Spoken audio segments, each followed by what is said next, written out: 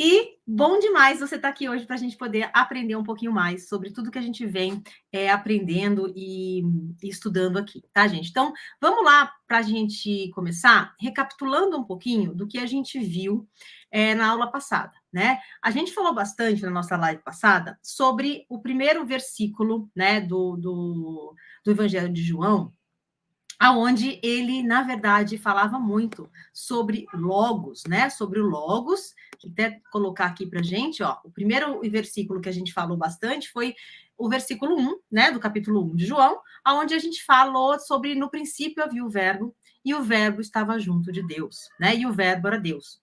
Então a gente comentou bastante sobre esse significado do verbo, né? Que em grego ele quer dizer logos, né? E logos quer dizer agregar, compartilhar, né? Tem muitas Bíblias, esse verbo ele está como palavra.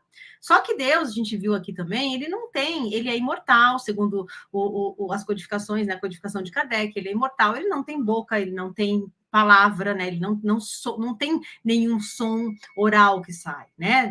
Da boca dele. Então, ele não tem olho, ele não tem boca, ele não tem ouvido. Então, na verdade, o verbo é o logos, né? Que se manifesta através de Deus, através da comunhão inexplicável, né? Que a gente viu que é uma comunhão que a gente não tem como entender, que não tem como explicar, porque é a comunhão dos deuses, né? Na verdade, quando fala vós são os deuses, a gente vai ver bastante aqui, que são os cristos, né? Que já estão num nível de evolução bem mais alto do que nós, né?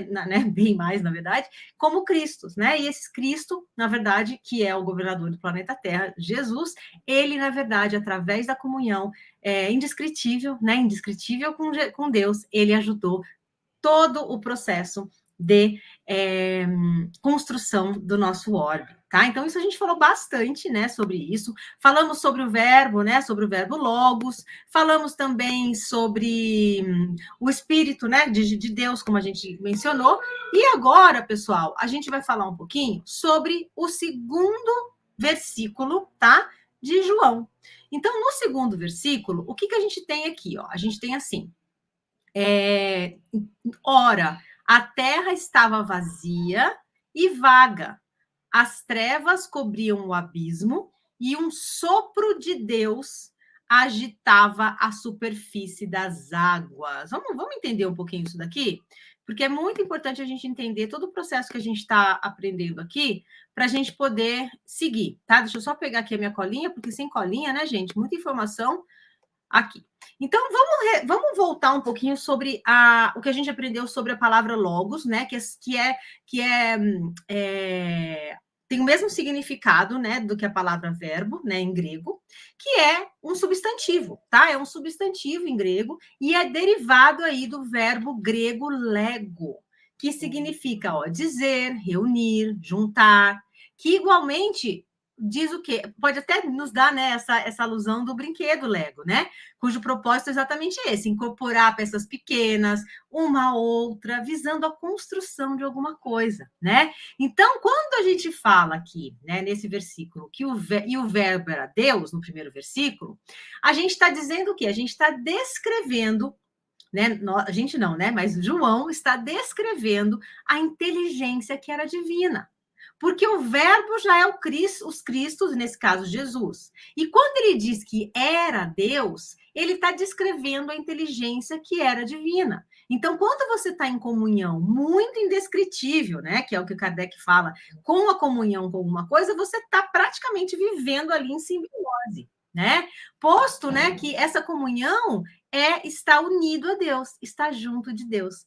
E essa associação, né, das inteligências divinas, né, dos Cristos e Deus é tão profunda, né, tão profunda que a gente não consegue entender e isso causa até quase, né, uma simbiose mesmo. Então, eu vou dar um exemplo aqui para você ver se você entende. Por exemplo, você pega vamos pensar nas peças de um carro, né? Então, quando a gente conecta lá as peças do carro, a gente vai pegar, por exemplo, a carroceria, o motor, né? Vai pegar as rodas, vai pegar o volante, vai pegar os freios, vai pegar o banco, vai pegar tudo, né? E quando a gente une essas peças, quando a gente se reúne, né? Reúne essas peças, como é que a gente se refere a essas peças?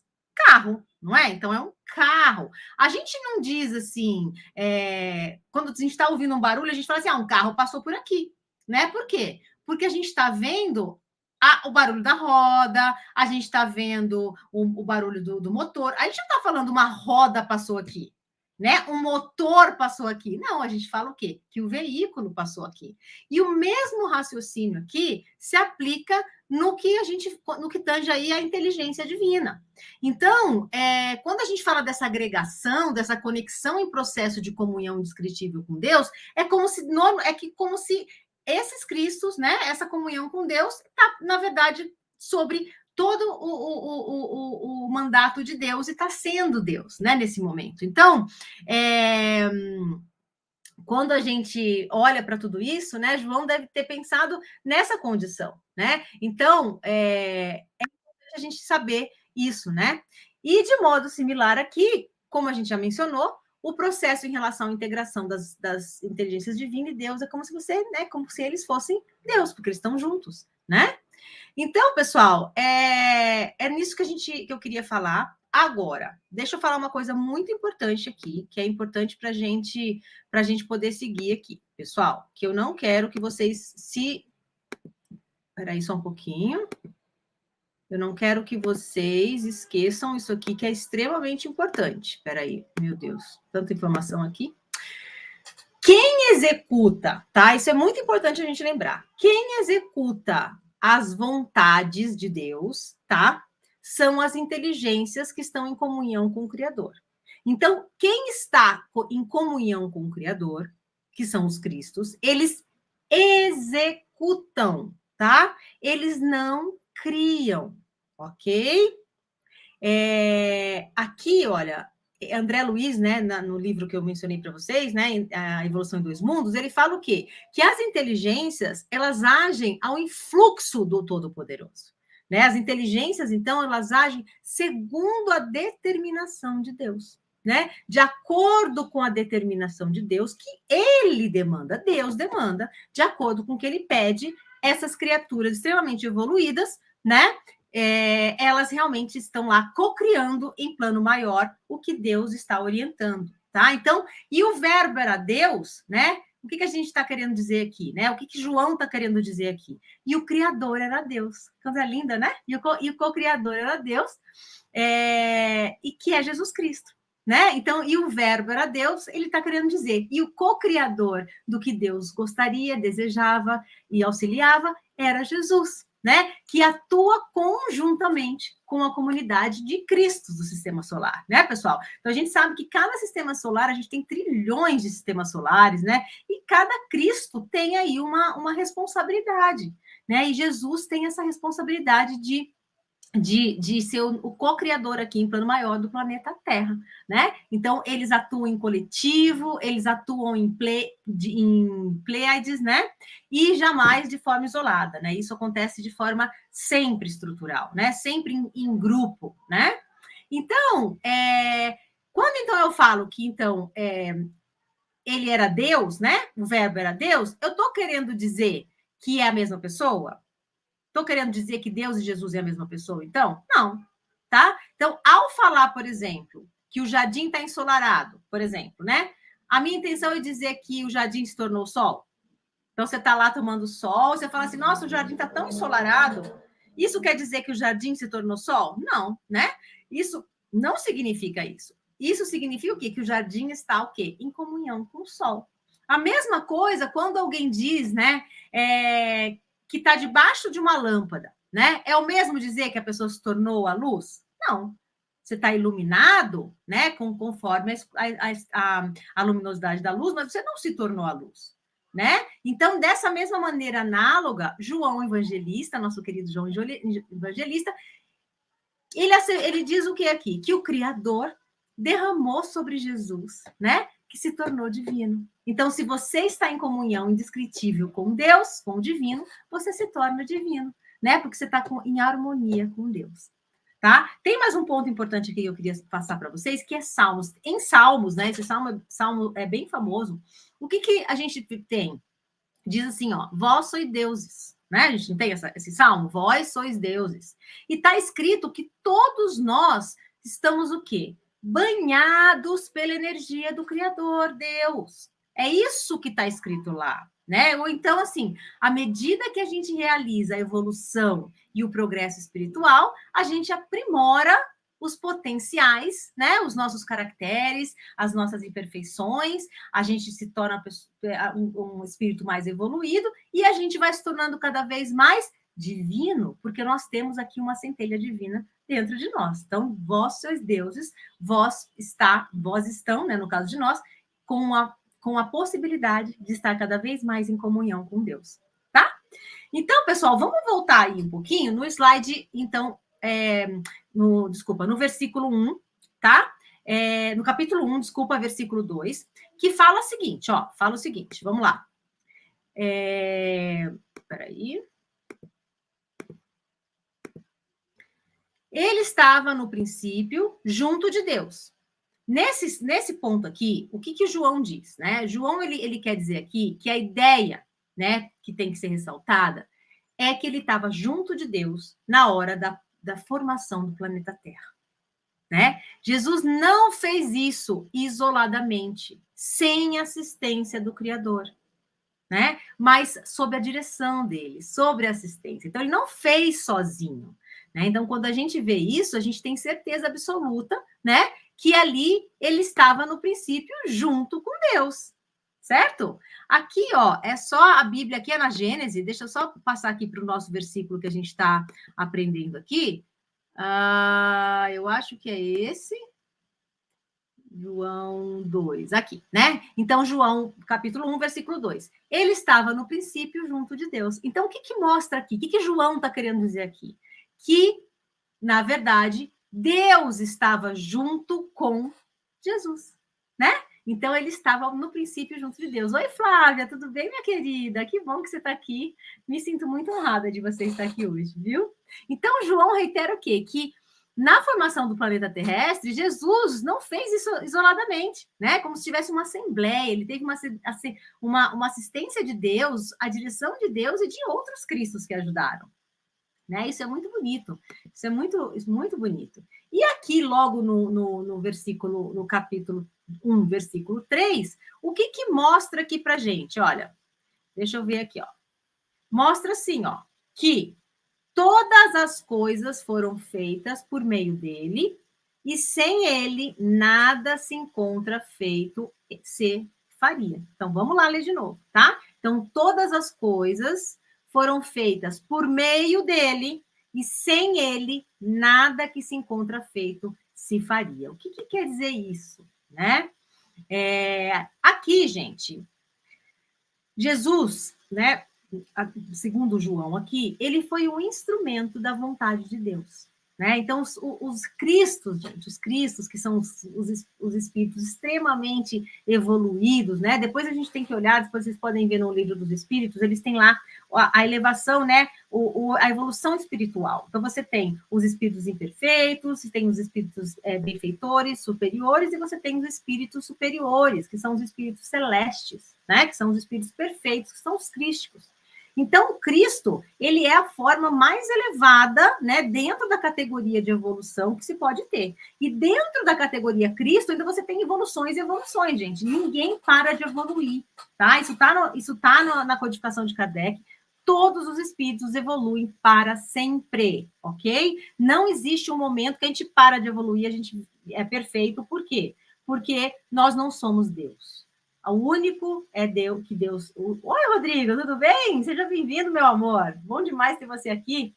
Então, o único, na verdade, que é perfeito, que não precisa evoluir, é Deus. Então, todos os espíritos estão em constante evolução, tá? Então, os co-criadores, ao agirem junto de Cristo, né, são os médiums. Então, imagina, né? São os intermediários dos propósitos divinos. Então, a gente pode dizer aqui que Jesus é um médium que recebe os propósitos de Deus, né? Então, ele recebe através da mediunidade, né? Se a gente puder pensar assim, o que Deus está querendo falar para ele. E através dele, ele propaga, ele executa a vontade do nosso Deus, tá? Então, na verdade, esses cristos, eles são executores da vontade divina, né? E todas as coisas foram feitas por meio de Deus. Isso é muito importante, tá? Nós, criaturas, né? Porque o que acontece? Lá no Livro dos Espíritos também, Kardec pergunta para os espíritos se os espíritos, Deus, matéria, qual que é a relação entre eles?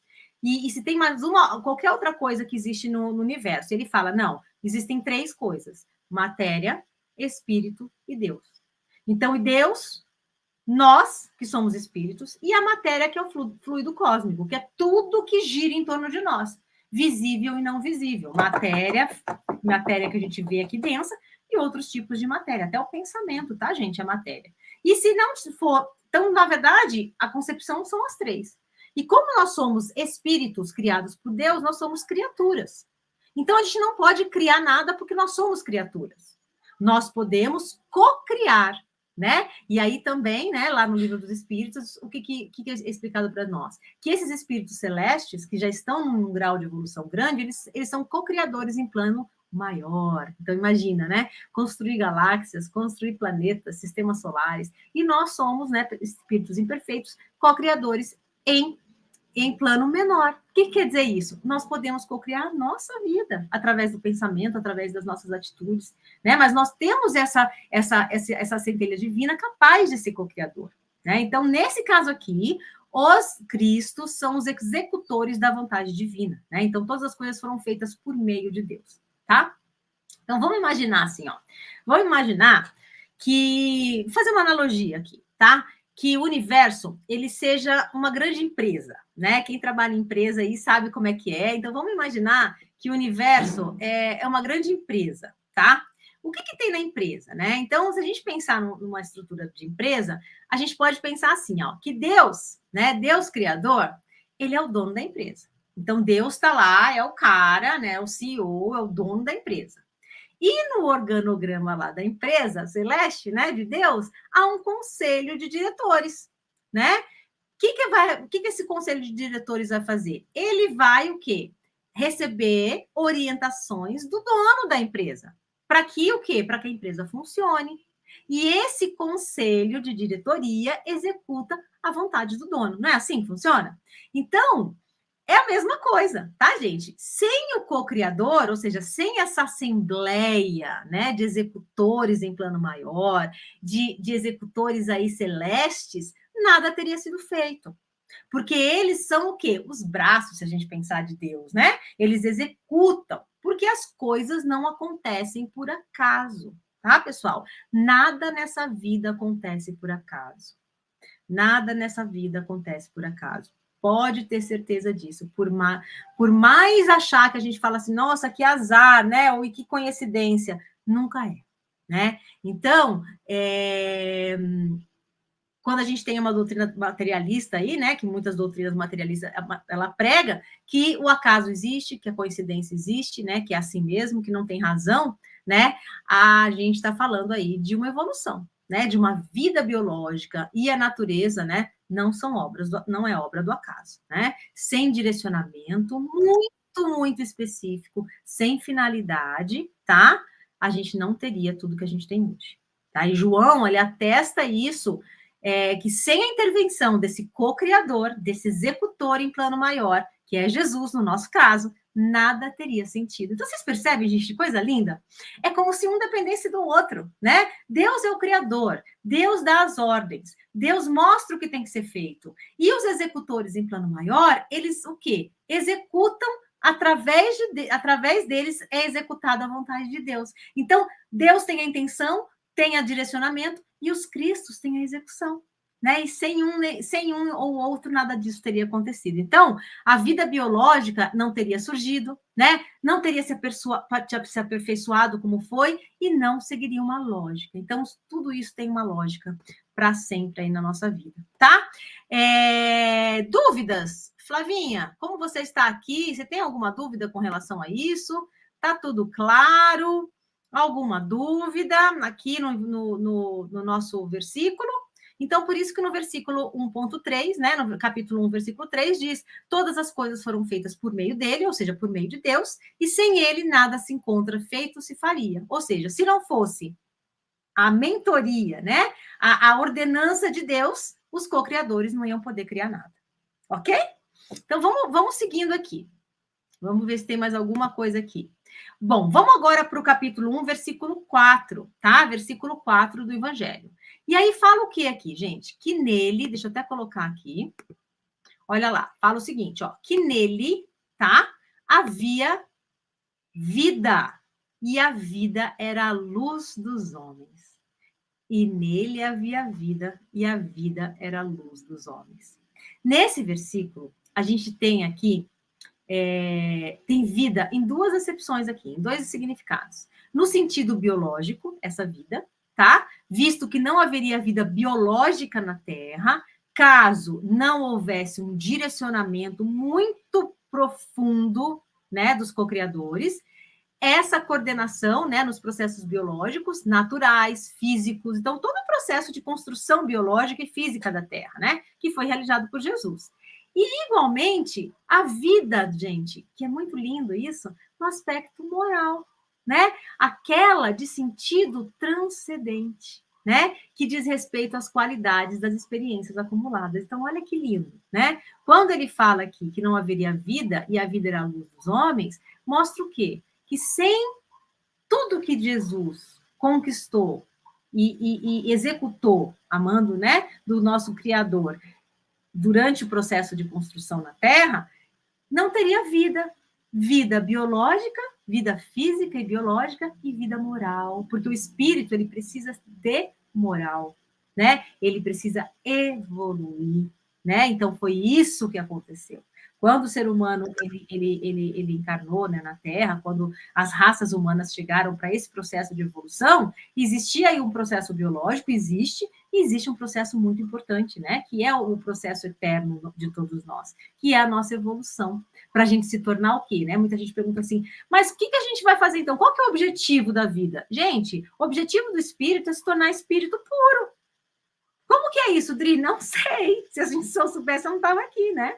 Mas o grande objetivo nosso de seres humanos é se desenvolver moralmente, espiritualmente, para se tornar lá daqui milhares e milhares de anos espírito puro. Vamos ser espíritos puros um dia?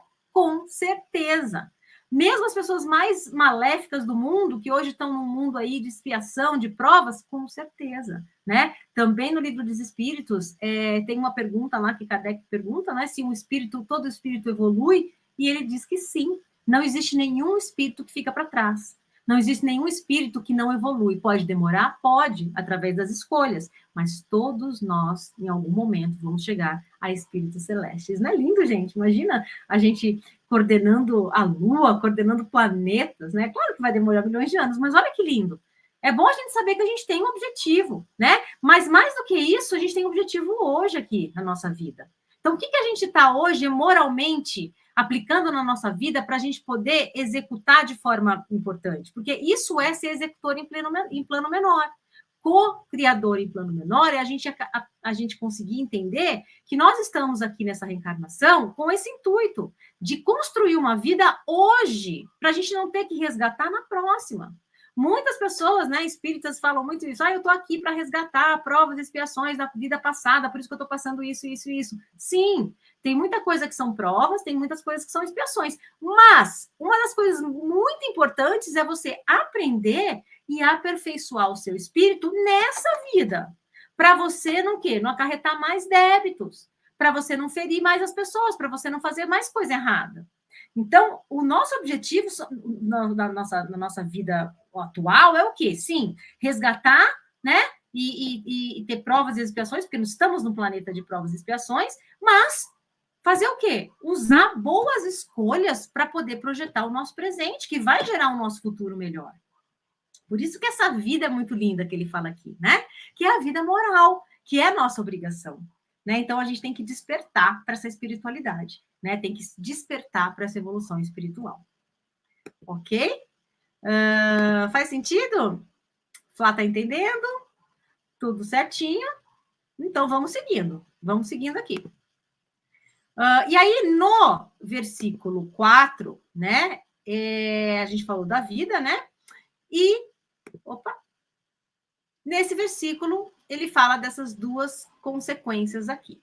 Então, gente, para mais compreensão sobre isso, vamos pensar assim, ó. Imagina um aluno, tá? que está iniciando a tocar violão, por exemplo. Eu vou aprender a tocar violão amanhã, vou começar minha aula de violão. Vamos tomar um exemplo disso.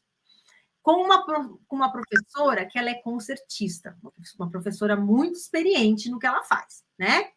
É uma violinista maravilhosa, tá? Desculpa, gente, uma violonista maravilhosa, né? Toca violão maravilhosamente bem. Fama internacional, perita, com habilidade. E eu, como aluno, eu vou pegar aquele instrumento sem ter nenhuma habilidade, certo? Vou aprender naquele dia. E eu começo a fazer o quê? Os primeiros movimentos, né? As primeiras cordas vocais lá, vocais não, as cordas, eu nem sei, porque eu não sou muito de música, mas você vai entender lá como é que são as cordas, como é que funciona tudo. E claro que eu vou errar, porque não vai estar certo, eu não vou conseguir aprender de uma hora para outra, assim, na primeira vez, né? Então, o que a professora vai fazer? Ela vai me corrigir, ela vai me ajudar, no intuito do quê? De melhorar o meu aperfeiçoamento, de eliminar as deficiências que eu estou tendo nos movimentos, né? E com o tempo, o que eu vou me tornar? Se eu tiver vontade, se eu tiver persistência, se eu tiver perseverança, o que eu vou me tornar?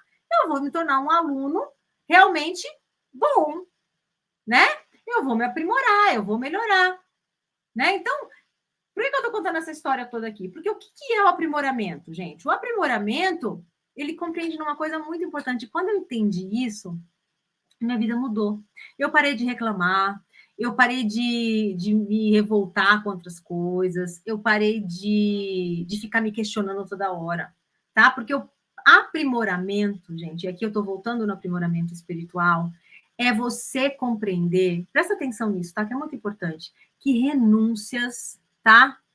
São importantes, tá? Para a gente reforçar e estimular as experiências que deram certo, tá? Então, compreender, renunciar muitas vezes para você aprender, para você fazer. Às vezes é difícil, às vezes você não entende, não. Às vezes você não está conseguindo compreender, você acha que é injusto, sim, mas você está aprimorando e estimulando a sua experiência, né? O seu aprimoramento. Né? Tem o nosso querido Emmanuel, né? Que, para quem não sabe, né, é um espírito que deu várias psicografias para Francisco Cândido Xavier, Chico Xavier. Ele faz uma definição muito, muito legal que eu quero dividir com vocês, que é assim, ó. Ele fala o seguinte: ele fala, a vida é a experiência digna da mortalidade. A vida é a experiência digna da imortalidade, né? O que ele quer dizer com isso? Que a vida, ela é aquela experiência que a gente quer reforçar, que a gente quer repetir. Porque se a gente faz coisas legais, bonitas, que nos vangloriam, que não nos deixam arrependidos, que não nos deixam envergonhados, a gente quer repetir. Então, não se trata aqui de experiência que se você pretende corrigir, refazer, trocar. Antes, aquela que você tenciona é o quê? Repetir, porque gerou um bem comum. Então, a gente tem que ter a nossa vida como uma experiência bonita para a gente poder repetir, né? Que é o amor, o progresso, o bem-estar para todos, não para você só. Né? Então, a gente acha que muitas vezes, mas eu não faço mal para ninguém, eu não roubo, eu não mato. Tá, gente, isso aí é o extremo, mas e aí? E outras coisas que, de repente, a gente persiste em fazer? Né? Então, na verdade, a gente tem que pensar nessa experiência que gera o bem-estar do outro, né? Nosso e do outro, né? Gera o bem-estar próprio e, muitas vezes, o bem-estar do outro, né? Para a gente poder atingir essa imortalidade da alma de uma forma perfeita, né? O que você quer que dure, né? Vamos pensar, muita gente às vezes pergunta, a imortalidade, o que é imortalidade, né? Imortalidade da alma, mas assim, o que a gente quer, o que você quer que dure, né? E o que é a imortalidade? Jesus, ele diz, né, que ele diz e sente, né, que a gente tem aí uma duração eterna, né, que não precisa ser refeito. Então, a gente está repetindo o tempo todo. Nós não estamos sendo criados, nós estamos repetindo para aprimorar o tempo todo. Por quê? Porque nós vamos perdurar infinitamente, né? Nós somos imortais. Então, as palavras, sentimentos, condutas que Jesus teve, né? De vida eterna que ele falava, de tudo dele foi feito para durar através do infinito, é isso, né? Nesse sentido que a vida que está nele, porque ele está em toda comunhão, né? Comunhão com Deus. E tudo que é de Deus é eterno. Então, gente, não vamos esquecer isso, não. Nós somos imortais, nós somos seres imortais. Hoje, uma amiga minha perdeu o pai, e ela estava muito triste. E eu acho que no lugar dela também estaria muito triste, porque ela perdeu a mãe quando ela era nova, agora ela está com 30 e poucos anos, perdeu o pai, está com problema no casamento, então, assim, muita coisa acontecendo. E aí ela estava triste, mas ela tinha entendido que o pai estava muito cansado, realmente tinha sofrido muito no hospital. E aí, quando eu comecei a pensar nisso, veio essa frase aqui de Emmanuel, que nós somos imortais, seres imortais, que nós só estamos indo para um outro plano, mas que nós vamos continuar vivendo e vamos nos encontrar. Isso é muito lindo de você ver, que é uma viagem, né? É uma viagem, uns vão, os outros voltam. Enquanto você vai, né, para o plano espiritual, vai ter gente lá que te ama, que está te esperando. A gente só pensa assim, né? A pessoa desencanou, meu Deus. Aí acha que vai ficar onde? Vai ficar num lugar, não vai entender mais nada. Não, lá, gente, a vida continua. Se você tem uma boa conduta nessa vida, você vai para um lugar que você vai ter a mesma conduta e você vai ter a sua constelação familiar, toda a sua vida familiar te esperando lá. Então, isso é muito bonito. Então, eu conversei com ela um pouco, né? E para mim mudou muito essa concepção, porque muitas vezes a gente, como espírito, a gente sabe, mas a gente não entende, a gente não assimila para dentro da gente. Então, assimilar isso é muito importante, né? Jesus é a luz da humanidade terrestre, né? E a gente aqui encarnado, né?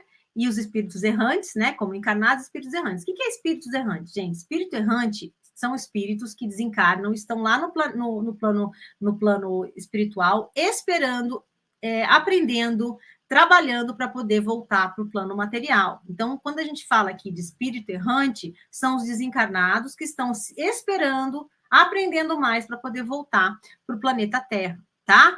Então, Jesus é um modelo, tanto para os espíritos errantes, para os desencarnados, como os encarnados, que a gente deve seguir para a nossa vida, né? E gradativamente para a gente chegar à evolução, tá? Tem um comentário aqui que Allan Kardec faz na questão 6, depois vocês procuram, tá, gente? Na questão 625 do Livro dos Espíritos, que ele faz assim, ele escreve o seguinte, ó, para a humanidade terrestre, Jesus constitui o modelo da perfeição a que podemos aspirar na Terra. Vou ler, tá? Para a humanidade terrestre, ou seja, para nós, encarnados, seres humanos, Jesus constitui o modelo da perfeição a que podemos aspirar na Terra, ou seja, o guia, né? Nas condições de vida terrestre, pessoal, a gente sabe que algumas coisas são inaplicáveis, tá? A gente tem um corpo, quando a gente encarna, denso, né? Essa matéria ela é densa. Nós temos limitações de percepção, né? A gente só consegue olhar para a diagonal e para frente, a gente não consegue olhar para trás, a gente tem limitações.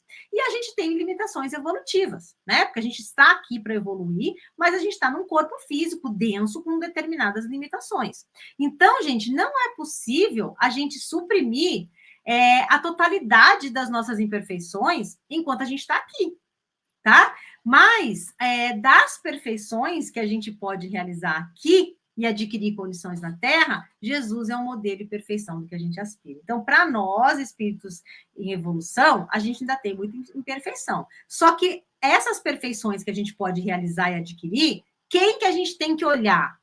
Quem é o cara mais perfeito, o espírito mais perfeito que veio para a Terra encarnado? Jesus Cristo, tá, gente? Não tem ninguém mais evoluído, nenhum espírito mais evoluído do que Jesus, que veio para esse planeta para nos ajudar. Ah, mas e Gandhi? Ah, mas e não sei o quê? Foram espíritos maravilhosos, são espíritos superiores que ajudam Jesus em muitas coisas, missionários, mas Jesus é o perfeito. Ele é a maior perfeição quando a gente fala de ser humano, tá? Então, claro que há em outros orbes, né? Em níveis diferentes de adiantamento, a gente não pode ter a ilusão que nós somos o centro do universo, né? A Terra não é o centro do universo, estamos longe de ser, e tem outros níveis nos orbes com diferentes adiantamentos, né? E existem também, gente, outros Cristos em graus até superiores de Jesus, tá? Mas, em se falando da humanidade terrestre, nós, seres humanos, ele é o melhor e o espírito mais perfeito que encarnou aqui na Terra, e ele é o nosso guia e o nosso modelo a ser seguido, tá? Dentro da nossa jornada terrestre, há espíritos muito próximos de Jesus, né? Há espíritos também no meio do caminho, né? E alguns que são aí distantes do mestre. Então, imagina, né? Existem espíritos hoje que estão muito parecidos com Jesus, existem espíritos que estão evoluindo, estão no meio do caminho para chegar até a evolução de Jesus Cristo, e existem Cristos e espíritos celestes que estão acima de Jesus, que estão além. Gente, a gente está falando de milhões e milhões de anos, tá? É muita evolução ainda, mas tem, tá? E aqueles espíritos mais próximos, né, dos caracteres de Jesus, são os seres aí que já começaram a refletir Jesus, né? Devido à sintonia, à harmonização com o próprio Cristo. Então, a mesma coisa que Jesus, ele reflete Deus, porque ele está nessa comunhão indescritível, né? Allan Kardec, ele coloca isso no livro dos Espíritos, conexão, comunhão indescritível com Deus. A mesma coisa quando a gente começa a evoluir e começa a espelhar Jesus, nós começamos a se harmonizar com o próprio Cristo. Claro, gente, vai demorar? Claro que vai, mas essa é a nossa evolução. A gente não tem que pensar em quanto tempo vai melhorar, mas a gente tem que pensar nessa comunhão, né? Eu brinco com meu filho, né? Meu filho mais novo, Felipe, e a gente fala assim, olha, eu sei que é difícil, mas todas as nossas atitudes, a gente devia olhar e pensar assim, o que Jesus faria nesse lugar?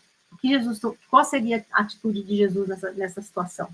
E a gente sempre vai ter a resposta. A gente sempre vai saber o que a gente deve fazer, né? Claro que nós somos espíritos imperfeitos, a gente não tem ainda a capacidade de acertar tudo que a gente faz aqui, senão a gente não estaria aqui, mas a gente ter essa perspectiva como Jesus sendo o nosso mestre, nosso guia, é maravilhoso.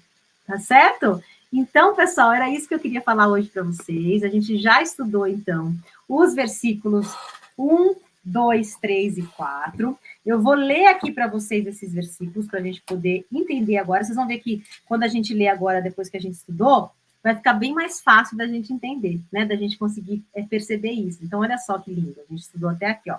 No princípio era o Verbo, e o Verbo estava com Deus. No princípio, ele estava com Deus. Tudo foi feito por meio dele, e sem ele, nada foi feito. O que foi feito nele era a vida, e a vida era a luz dos homens. Que lindo, né? Não fica tudo mais fácil quando a gente começa a entender e a interpretar? Pessoal, quando eu comecei a entender tudo isso, comecei a estudar e entender, eu falei, nossa, a Bíblia não é tão difícil assim, né? Às vezes a gente começa a ler, não entende nada, olha pela parte literal só, não tira o espírito da palavra, fica tudo muito denso, né? Fica tudo muito sem... A gente não consegue entender. E agora a gente consegue entender. Então, o que é a lição de casa para vocês, tá? Lição de casa é ler de novo, então, o capítulo 1, versículo de 1 a 4, tá? E ver qual foi a percepção que vocês vão ter daqui para frente, que eu tenho certeza que vocês vão olhar de forma diferente com relação a esse primeiro versículo, a esse primeiro 4 versículos, tá? E a semana que vem a gente volta, né? A gente vai falar do quinto versículo, do quinto versículo, né? Para frente, e a gente vai estudar versículo por versículo daqui para frente. Tá bem? Tia Paula chegou, que bom que você está aqui, minha flor. Estou muito feliz que você está aqui. Chegou, ó, se você quiser assistir a reprise, a gente vai mandar a reprise também, tá, pessoal? Quem está assistindo ao vivo também pode assistir a reprise depois, tá? E a gente vai estar juntinho aqui a semana que vem, em horário diferente, tá? Semana que vem a gente vai começar às 20, não às 19. E a gente continua a partir do versículo 5, no capítulo 1 de João, tá bom? Um beijo para vocês, fiquem com Deus e até a semana que vem. Tchau, tchau.